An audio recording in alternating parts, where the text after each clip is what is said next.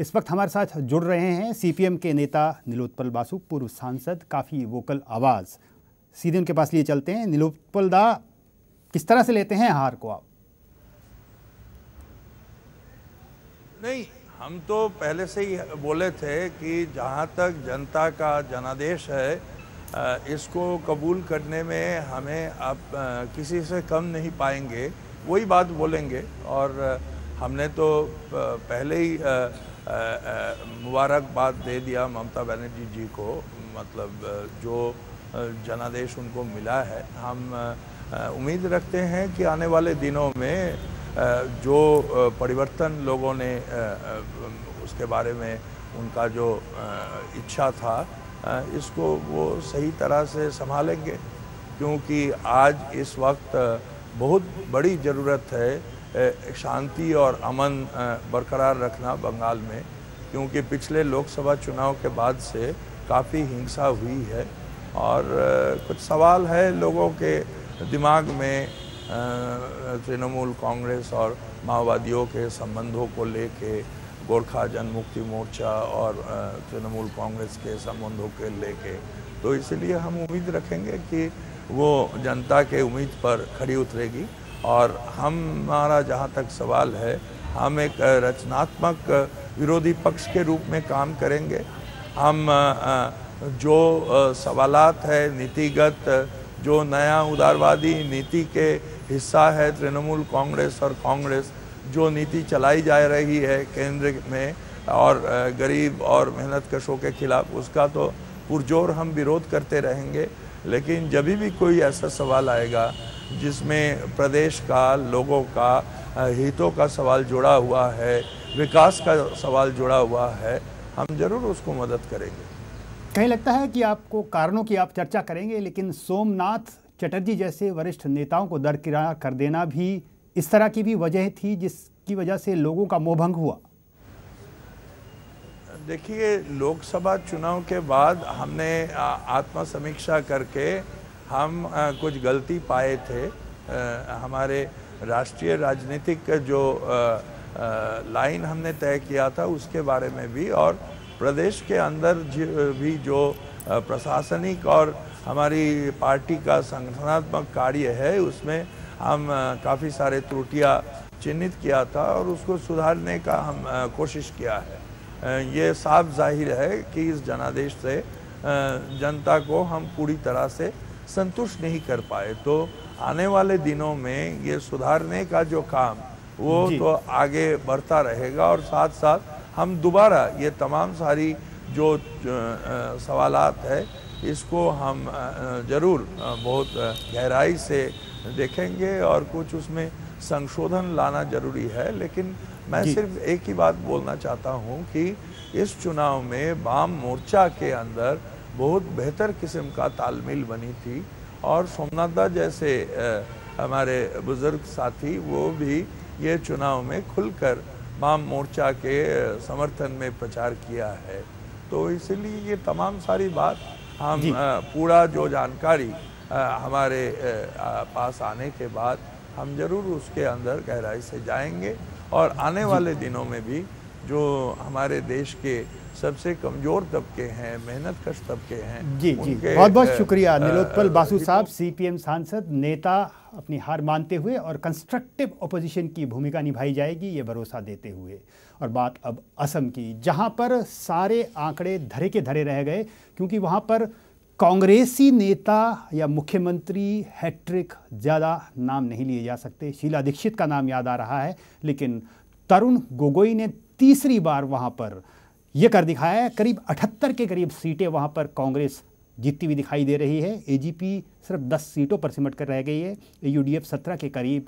तो वहां पर तस्वीर एक तरह से साफ है कि बहुमत की तरफ कांग्रेस अपने बूते बढ़ गई है। उसके अलावा भी अगर वहां पर बीडीएफ के साथ जो बोडो डेमोक्रेटिक फ्रंट है उसके साथ गठबंधन है, वो जारी रहेगा। हमारे साथ प्रदीप जी जुड़े हुए हैं। तो इस तरह की थंपिंग मेजॉरिटी की वजह वहाँ पर क्या मानते हैं आप? मेरे ख्याल से तरुण गोगोई का ही अपना जलवा है, ये देखा जाए तो। संजय जी, आप देखिए, दिल्ली की बात की आपने, शीला दीक्षित की, गुजरात की बात कर लीजिए आप, आंध्र प्रदेश की बात कर लीजिए, आप बिहार की बात कर लीजिए, जहाँ भी सरकारों ने और सरकार का जो नेतृत्व रहा है उसने ये बताया है कि वो लोगों की भलाई के लिए काम कर रहा है। गुड गवर्नेंस काम के आधार, एक जो धारणा राजनीतिक दलों में, राजनीतिक नेताओं के मन में थी कि काम से वोट नहीं मिलता, जनता ने कहा कि ऐसा नहीं है। आप काम करेंगे और ईमानदारी से करेंगे और हमको ये भरोसा होगा कि हम काम करना चाहते हैं तो हम आपको वोट देंगे। तो जिसने ऐसा किया, जिस पर जनता का भरोसा जमा कि ये दिखावा नहीं कर रहे हैं, ये सचमुच काम करना चाहते हैं, चाहे उन्होंने कम किया हो या ज़्यादा किया हो, ये अलग अलग राज्यों की अलग अलग परिस्थितियाँ नहीं हैं, लेकिन जहाँ भी पार्टी ने, नेतृत्व ने काम करके दिखाया वहाँ जनता ने उनको फिर मौका दिया।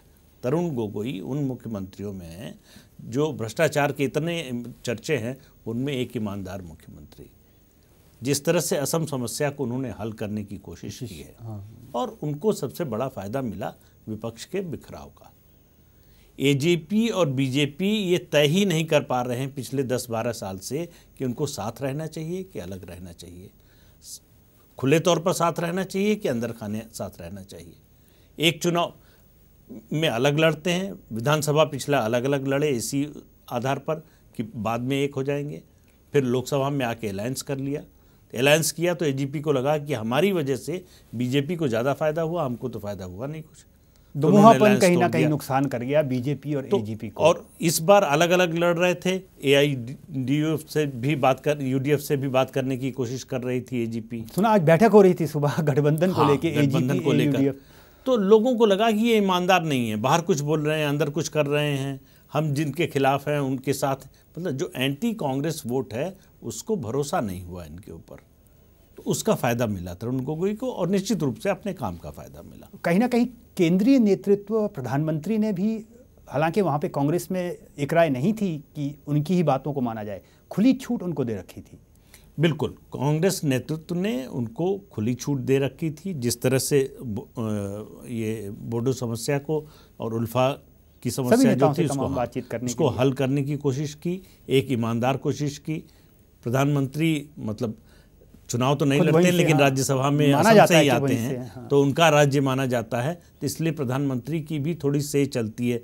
हालांकि कांग्रेस के राजनीतिक हलकों में उनकी ज़्यादा नहीं चलती, राजनीतिक मामलों में, सरकार के मामलों की बात अलग है, लेकिन फिर भी असम में जो है तरुण गोगोई को जो उन्होंने चाहा वो कांग्रेस पार्टी ने करने दिया, क्योंकि पार्टी को भी उनके नेतृत्व पर भरोसा था, और ये था कि ये ईमानदारी से, ये किसी दुराग्रह से या किसी दुर्भावना के साथ किसी के साथ ऐसा कुछ नहीं कर रहे हैं, तो उस पूरा मौका दिया पार्टी ने जी। लेकिन बीजेपी को, अगर बीजेपी की टैली की कोशिश हम करेंगे, अगर हमें मिल पाती है तो वो भी जानने की कोशिश करेंगे। बहुत झटका, मतलब उम्मीद सिर्फ एक बीजेपी को वहीं पर थी कि कुछ टैली बढ़ जाता या एजीपी के साथ सरकार बना लेते। एक ही राज्य था इन 5 राज्यों में जहां बीजेपी को उम्मीद थी, मतलब यहाँ तक स्थिति थी कि पोलिंग के बाद भी सरकार बनाने की बातें चल रही थी बीजेपी की। प्रदीप, रुकना चाहूँगा, प्रकाश जावड़ेकर साहब हमारे साथ जुड़ रहे हैं इस वक्त बीजेपी मुख्यालय से। प्रकाश जी नमस्कार। तो क्या माना जाए, चूक गए असम में? नहीं, बात सीधी है कि हर राज्य में, देश में अलग तरीके से वोट होता है, लेकिन उसके 4 सूत्र हैं।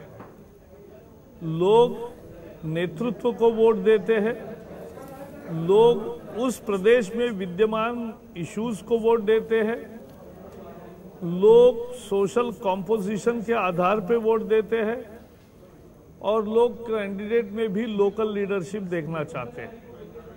तो इसी तरह से आसाम में भी जो हुआ है कि अपोजिशन वोट डिवाइड हो गए, नॉन कांग्रेस आई वोट जो थे बिखर गए, एजीपी बीजेपी का गठबंधन नहीं हुआ था, और इसलिए आपको एक स्थिति आज देखने मिल रही है। और निश्चित रूप से जो एजीपी, जो उल्फा का सरेंडर हुआ एक बड़े फैक्शन का, उसके कारण लोगों को एक राहत महसूस हुई कि अब हिंसा कम होगी, और इसलिए, और उन्होंने खुलकर कांग्रेस का समर्थन किया उल्फा वालों ने, और इसलिए कांग्रेस को एक फायदा मिला है। और भी एक बात हो गई है कि अब लोग बहुत समझकर जीतने वाले के पक्ष में जाते हैं और नेतृत्व के तुलना में निश्चित रूप से एजीपी प्रमुख विपक्षी दल था, लेकिन वो तरुण गोगोई के सामने वैसा लीडरशिप पेश नहीं कर सकी। और बीजेपी का भी एक वो निश्चित रूप से, क्योंकि हम तीसरे नंबर की पार्टी थे और इसलिए मुझे लगता है असम में जो नतीजे आए हैं उसका यही अर्थ है। क्या करप्शन जिस पर आपने इतनी आवाज़ उठाई, इतनी रैलियां की, संसद नहीं चलने दी, मुद्दा था? और अगर था तो फिर गोगोई पर उसका असर क्यों नहीं हुआ? नहीं, ऐसा नहीं है कि मुद्दा करप्शन का नहीं होता है, लेकिन वो डिफाइनिंग इशू नहीं होता है। डिफाइनिंग बात नेतृत्व होती है, गवर्नेंस होता है, और डिफाइनिंग मुद्दा जो होता है वो सोशल कॉम्पोजिशन का होता है, और इसलिए इसी आधार पे वोटिंग होता है, यह हमें समझना चाहिए। और इसलिए आज जो हुआ है वो हर राज्य में अलग चित्र आया है, और ये अलग चित्र आता है, यही भारत की विशेषता है। और इसको हम नेशनली अगर एक सूत्र में बांधने की कोशिश करेंगे तो वैसे नहीं आएगा। लेकिन इसका मतलब ये वर्डिंग करप्शन के पक्ष में हुआ है, ऐसा अगर कोई कहेगा कि भाई कांग्रेस आसाम में जीती है तो ये करप्शन करने के लिए उनको लोगों ने वोट दिया है, तो गलत होगा। करप्शन के लिए नहीं वोट दिया है जी। करप्शन एक लगातार लोगों को लगता है कि ये गलत है, लेकिन वो डिफाइनिंग इशू नहीं होता है। जी, बहुत बहुत शुक्रिया प्रकाश जावड़ेकर साहब इस चर्चा के लिए, आप हमारे साथ जुड़े। तो कहीं ना कहीं प्रकाश जावड़ेकर एक वो सर्टिफिकेट दे रहे हैं तरुण गोगोई को जो शायद उनकी पार्टी भी खुद ना दे, गवर्नेंस, लीडरशिप, तो शायद तरुण गोगोई के लिए की बड़ी बात है। और कांग्रेस के शायद दूसरे मुख्यमंत्री है शीला दीक्षित के बाद जो तीसरी बार चुन करके आ रहे हैं। यहाँ पर हमको एक छोटा सा ब्रेक लेना है और इस चर्चा को अभी हम यहीं पर ख़त्म करते हैं। एक बार फिर आपसे जुड़ेंगे थोड़ी ही देर बाद, आप चलते रहिए हमारे साथ।